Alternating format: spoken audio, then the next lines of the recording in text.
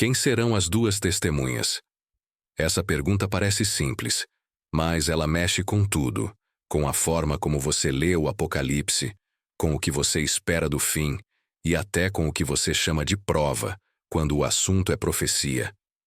Porque Apocalipse 11 não apresenta apenas dois personagens misteriosos. Ele apresenta um confronto público entre o testemunho de Deus e o sistema do mundo.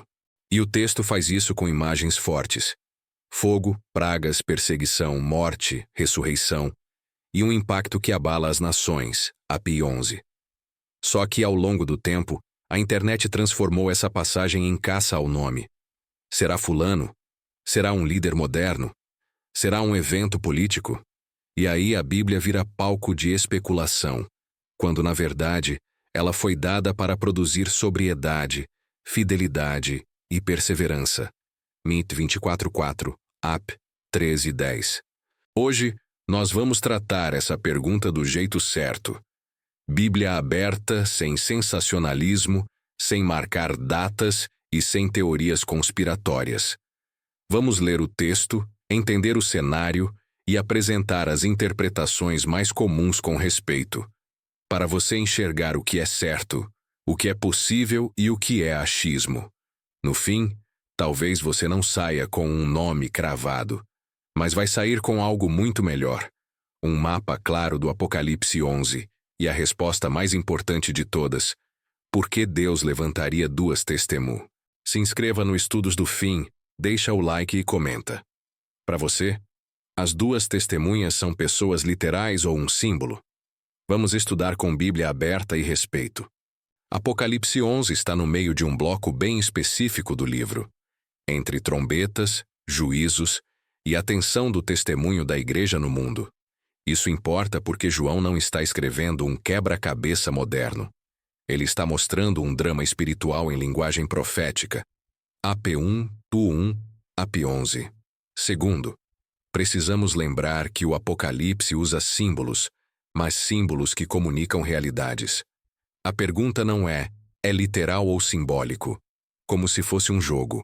A pergunta é: o que o texto está comunicando sobre Deus, o mundo e o testemunho dos santos? Terceiro, as duas testemunhas aparecem com elementos que ecoam o Antigo Testamento: Moisés, Elias, o templo, o candelabro, Zacarias 4, fogo e pragas. Isso significa que a melhor forma de interpretar AP 11 é com Bíblia comparando Bíblia, não com notícias do dia.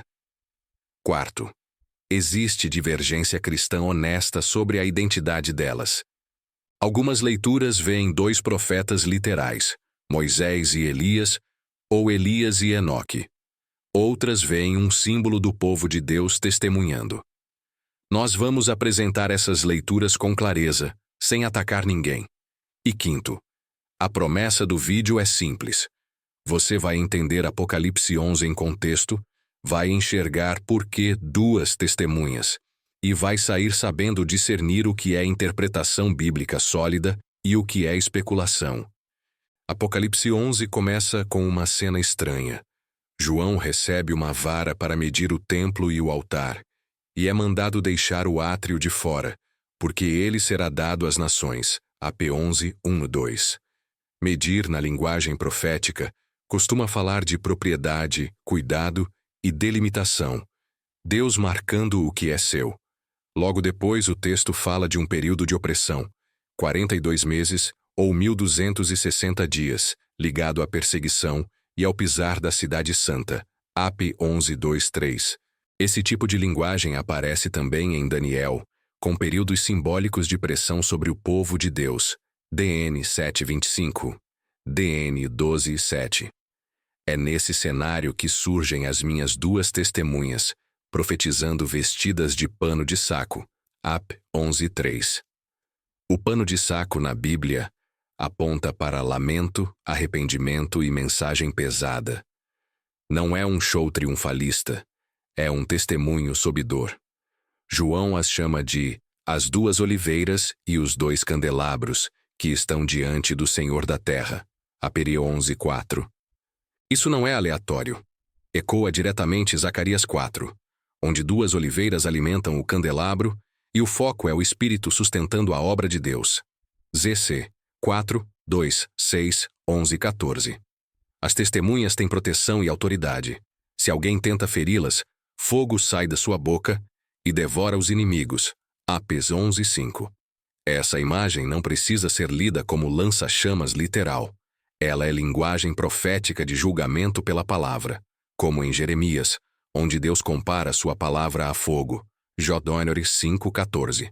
O texto também diz que elas têm poder para fechar o céu para não chover, e para transformar águas em sangue e ferir a terra com pragas. Ap 11,6. Aqui as referências ao Antigo Testamento são claras. Elias e a seca, 1 17, 1, Moisés e as pragas do Egito, Es 7 e 11. Mas então acontece algo que muda o tom.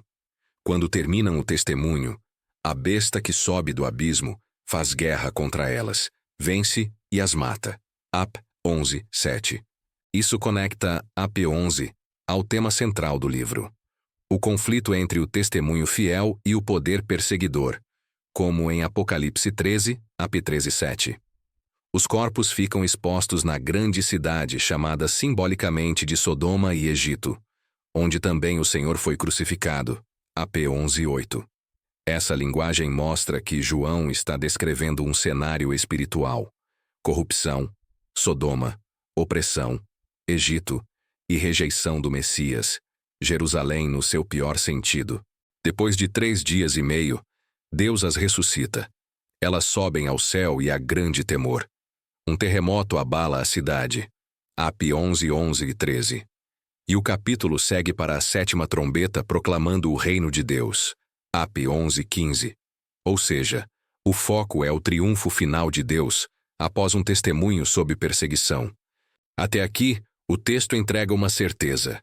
As 2 testemunhas representam um testemunho público e profético de Deus, sustentado pelo Senhor, confrontado pela besta, aparentemente derrotado e depois vindicado por Deus. Agora vamos perguntar, por que 2? E o que isso significa biblicamente? Na Bíblia, 2 testemunhas não é apenas número curioso. É linguagem jurídica e covenantal. Pela boca de 2 ou 3 testemunhas se estabelecerá o fato. DT 19:15. O que João está dizendo, então, é que Deus levanta um testemunho completo, válido, suficiente. Um caso fechado. Isso combina com o modo como Deus trabalha em momentos críticos. Ele não deixa o mundo sem testemunho, mesmo em tempos de juízo. Jesus disse que o Evangelho seria pregado como testemunho às nações, Mt 24:14. Apocalipse mostra que, mesmo sob pressão, Deus mantém seu testemunho vivo. As 2 testemunhas também aparecem como candelabros, Ap 11:4. Em Apocalipse 1, candelabros representam igrejas, Ap 1:20. Isso já abre espaço para leituras simbólicas.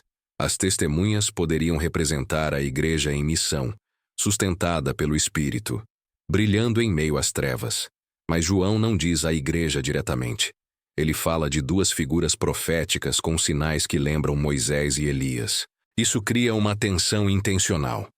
Ap 11 parece pessoal e simbólico ao mesmo tempo, como muita profecia bíblica que usa pessoas para representar realidades maiores.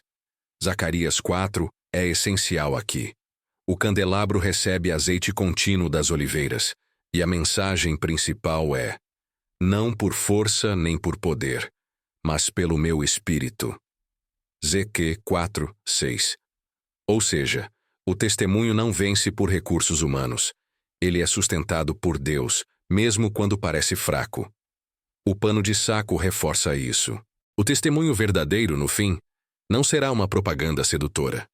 Ele terá um tom de chamado ao arrependimento, de denúncia do pecado, de confronto com idolatria.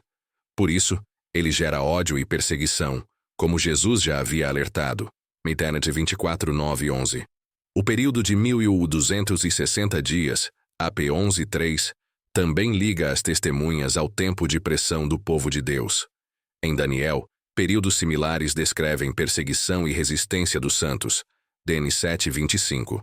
Em Apocalipse, O povo de Deus aparece protegido e ao mesmo tempo perseguido, preservado espiritualmente, pressionado historicamente. Então, duas testemunhas pode ser lido como o testemunho completo de Deus no tempo do fim.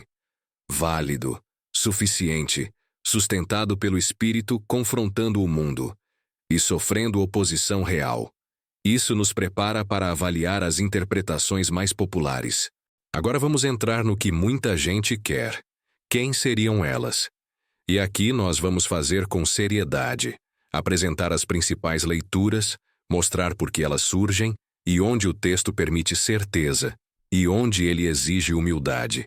A leitura mais famosa é: as duas testemunhas serão dois profetas literais levantados por Deus no fim. Essa leitura se apoia no tom narrativo do texto. Elas profetizam, são atacadas, morrem, são vistas por povos e nações, ressuscitam e sobem. AP 11:3-12. Isso parece descrever pessoas reais. Dentro dessa linha, a combinação mais citada é Moisés e Elias, porque AP 11:6 reúne sinais que lembram os dois. Elias anuncia seca, Ionerres 17:1.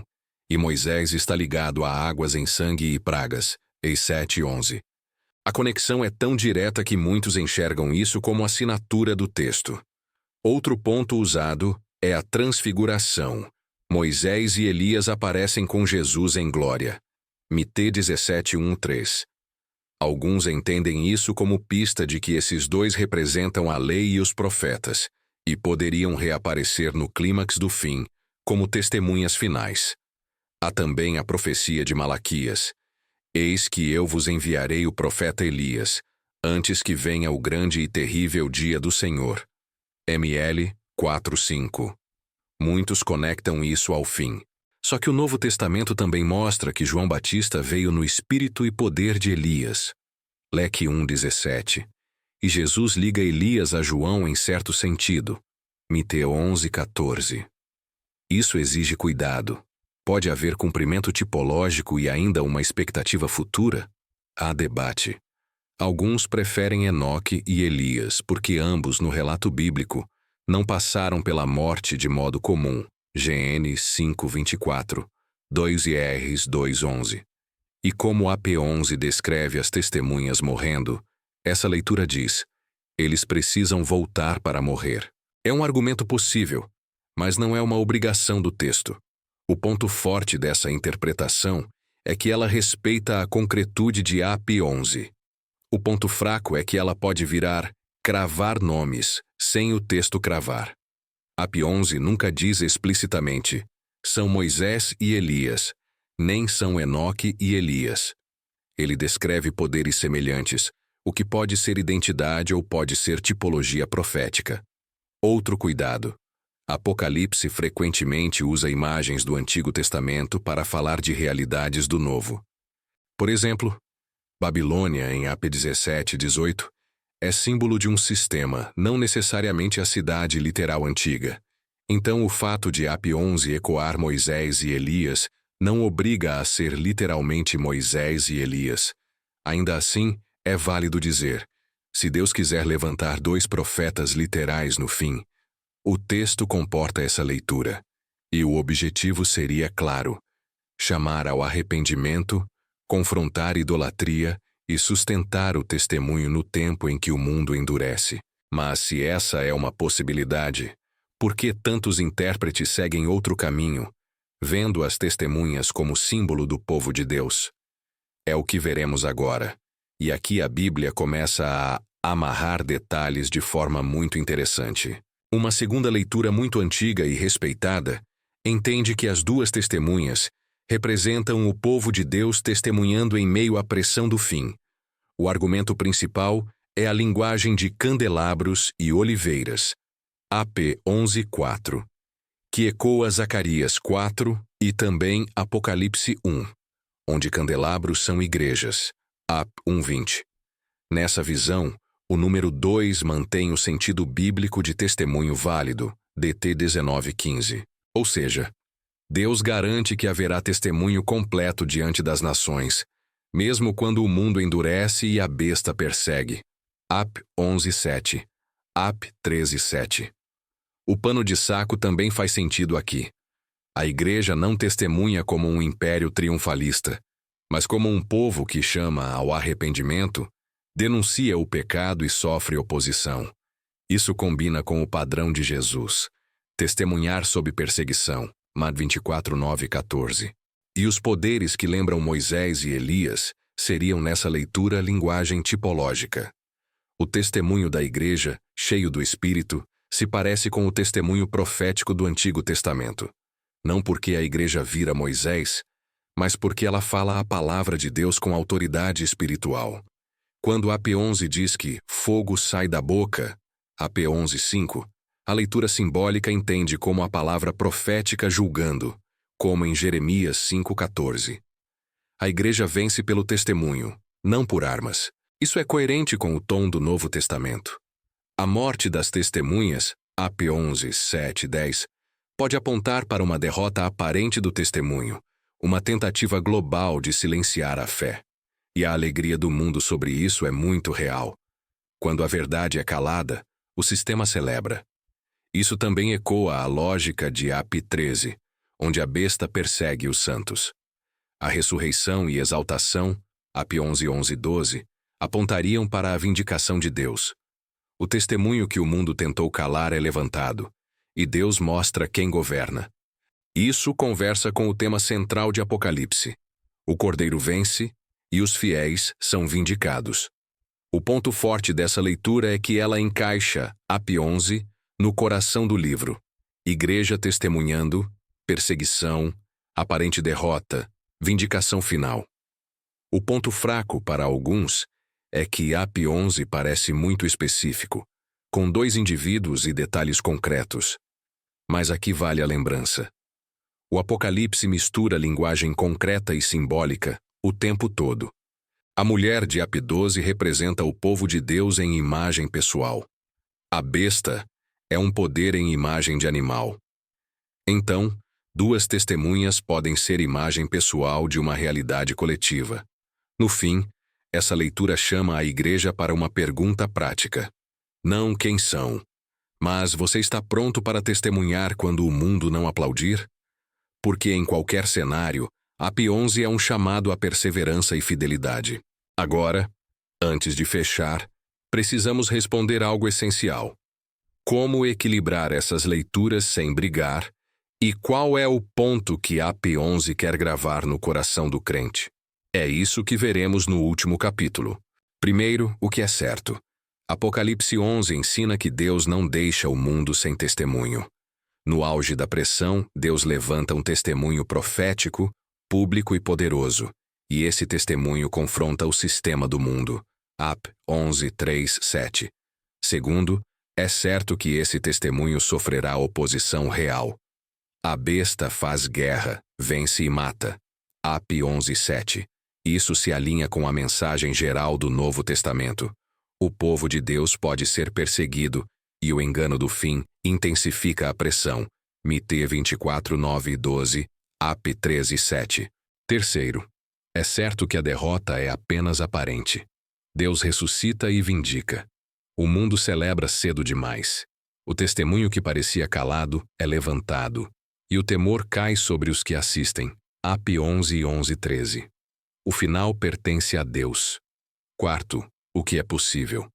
Que sejam 2 profetas literais levantados por Deus, com sinais que ecoam Moisés e Elias, AP 11:6, e 7:11, 1Rs 17:1. Essa leitura cabe no texto, desde que seja tratada com humildade e sem cravar nomes, onde João não cravou.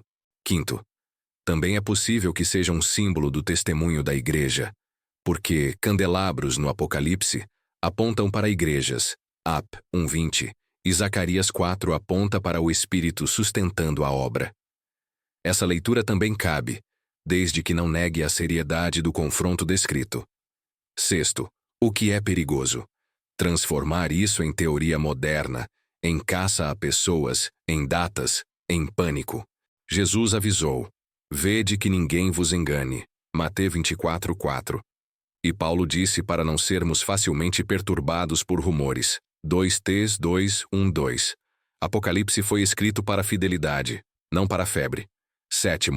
O centro da mensagem é adoração e lealdade. O mundo celebra quando o testemunho é calado porque o testemunho incomoda. E o testemunho incomoda porque chama o mundo ao arrependimento e denuncia a idolatria. Isso é o coração do conflito apocalíptico. 8. A P11 também fortalece a esperança.